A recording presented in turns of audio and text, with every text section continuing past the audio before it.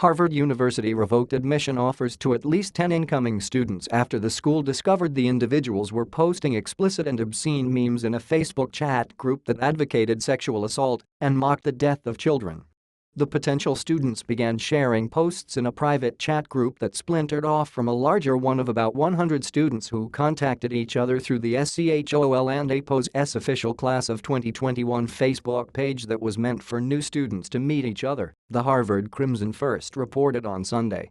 The online group was originally meant to share memes on popular culture and started off as &LIGHTHEARTED.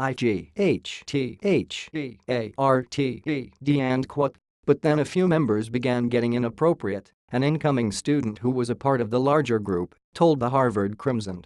The students who began posting the explicit memes started their own subsect and demanded that members of the larger group post provocative memes in order to gain admission in their chat room. Cassandra Luca, an incoming student who joined the first group but not the second, told the Harvard Crimson. And they were like, and APO's, you have to send a meme to the original group to prove that you could get into the new one and APO's she said. And this was a just because we got into Harvard DOESN and APO's T mean we CAN and APO's T have fun kind of thing and she said. The DARK and group called themselves and Harvard memes for horny bourgeois TENS and at one point and mocked and sexual assault, the Holocaust, and the deaths of children and according to screenshots obtained the Crimson.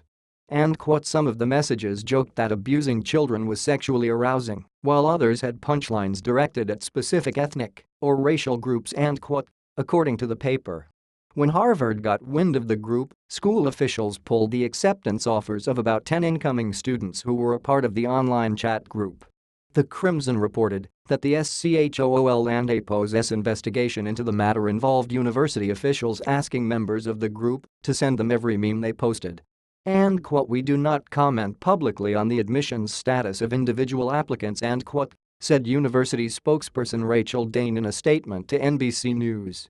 And the admissions committee was disappointed to learn that several students in a private group chat for the class of 2021 were sending messages that contained offensive messages and graphics and reads a copy of the admissions OFFICE and APO's email to the revoked students obtained by the Crimson.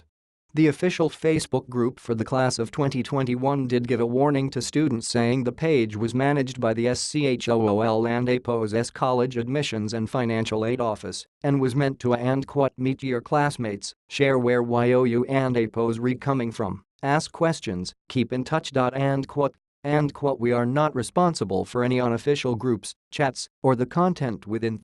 As a reminder, Harvard College reserves the right to withdraw an offer of admission under various conditions including if an admitted student engages in behavior that brings into question his or her honesty, maturity, or moral character and the description on the Facebook page reads.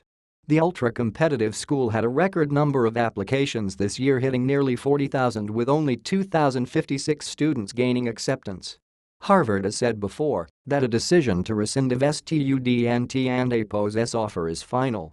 Legal experts say the issue is cut and dry and the students do not have First Amendment recourse.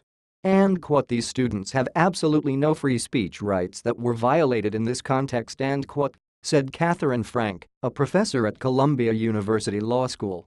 And the first AME and DME and T and APO's free speech protections apply only to violations by public entities, and since Harvard is a private university the First Amendment does not apply and she said.